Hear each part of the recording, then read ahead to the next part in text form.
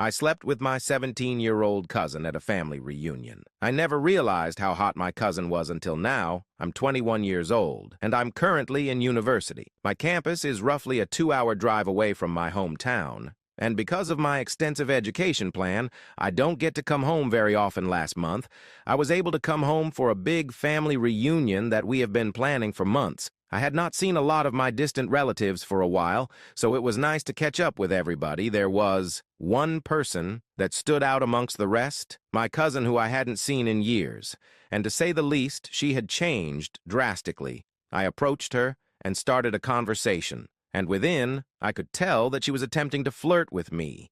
Unfortunately, my morals didn't kick in right away, and I continued to flirt with my 17-year-old cousin for the remainder of the night. I couldn't break the thought of how attractive she was.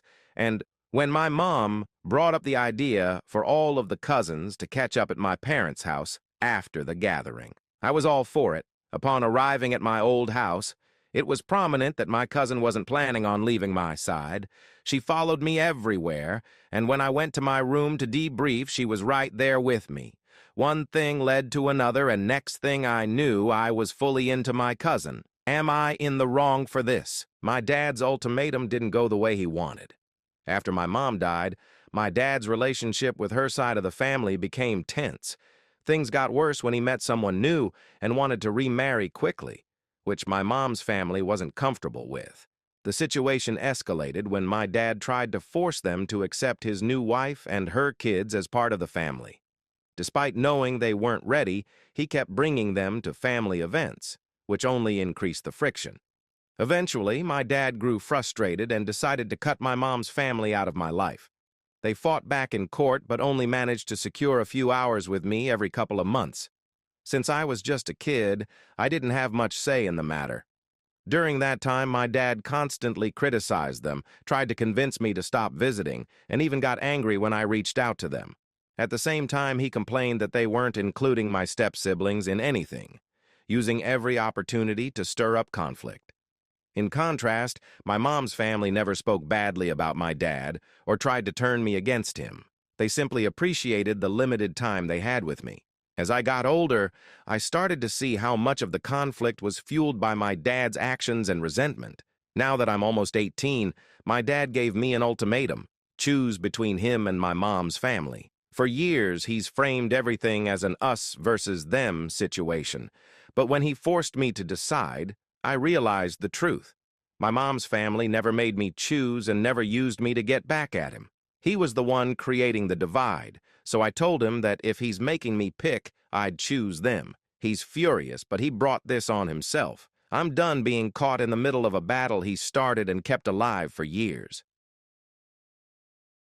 My colleagues mock me, and I often find myself crying in the office washroom. A month ago, while I was 8 months pregnant, I started having contractions at work. Assuming it was just Braxton Hicks again, I tried to push through and keep working. The last time it happened, my boss, John, had made sarcastic comments about me being dramatic, so I didn't want to make a fuss. By noon, the contractions grew stronger, and I realized I was actually in labor. When I told John I needed to go to the hospital, he snapped, "It's just a meeting. Sit through it, and then you can go. It's not like the baby is going to pop out right now." Feeling pressured and afraid of jeopardizing my job, I stayed. The meeting dragged on for 2 agonizing hours. By the time it ended, the pain was so intense I could barely walk. I finally left and drove myself to the hospital, where I was admitted immediately. My daughter was born later that evening, thankfully healthy, despite the delay. What I didn't know at the time was that John had emailed the entire office during my labor,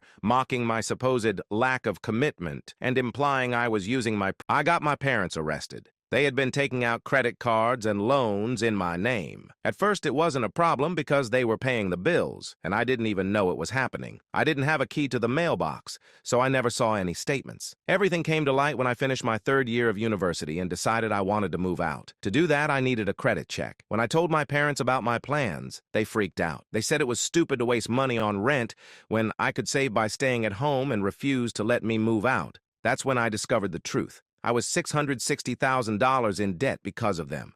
I was shocked and told them they had to pay it off immediately. I also demanded they change the house rules so my boyfriend could stay over. They refused on both counts. They claimed they didn't have the money to pay the debt and said I couldn't force them to change their rules. Feeling overwhelmed, I called my aunt and asked if I could stay with her for a while. She said yes, but asked a lot of questions. When I explained everything, she shared stories about parents who ruin their kids' futures and how those kids often let it happen. Her words stuck with me. I realized I couldn't let them get away with it, so I went to the police and reported them. Not long after, my parents were arrested and charged. My parents are forcing me to marry my childhood best friend. I grew up close to another family because our parents were best friends. Their son, Jake, and I were inseparable until we turned 15. Over the years, we drifted apart, and now we barely talk. However, our families are still obsessed with the idea of us ending up together. Both Jake and I eventually found our own significant others, which didn't sit well with our families. They continued pushing for us to be together. One Christmas, I explained this bizarre family obsession to Jake's fiancée, Tracy, assuring her that Jake and I were just childhood friends. Ironically, this conversation ended up bringing Jake and me closer again. As Jake and Tracy's wedding approached, our families only became more relentless. They even produced a fake childhood photo of Jake and me pretending to get married and used it to pressure Tracy into reconsidering. Things escalated when my brother invited me out, only for me to discover it was actually Jake's bachelor party. Our families used the opportunity to push us together. Feeling uncomfortable, Jake apologized and asked me not to attend the wedding, explaining that my presence was making Tracy uneasy. He then drove me home. The next day, a video of us leaving together started circulating, causing an uproar. Tracy was devastated, while our families, rather than acknowledging the chaos they caused, actually celebrated. I exposed my sister's body count during a family dinner. We had a gathering with my siblings, their partners, and some extended family members. During the meal, my sister and brother got into a heated argument. My brother, who is younger and more reserved, was trying to stay calm, while my sister, who tends to be more confrontational, quickly grew frustrated. Eventually, she decided to shut down the conversation by snapping, "I'm not going to argue with a 22-year-old virgin." Her comment came out of nowhere. My brother hadn't said anything offensive, and he would never make personal attacks, especially around family. He has always struggled with confidence, so hearing her mock him like that felt unnecessarily cruel. I couldn't just sit there, so I called her out and told her to stop humiliating him. She doubled down, insisting that everyone already knew he was a virgin and that she was just being honest.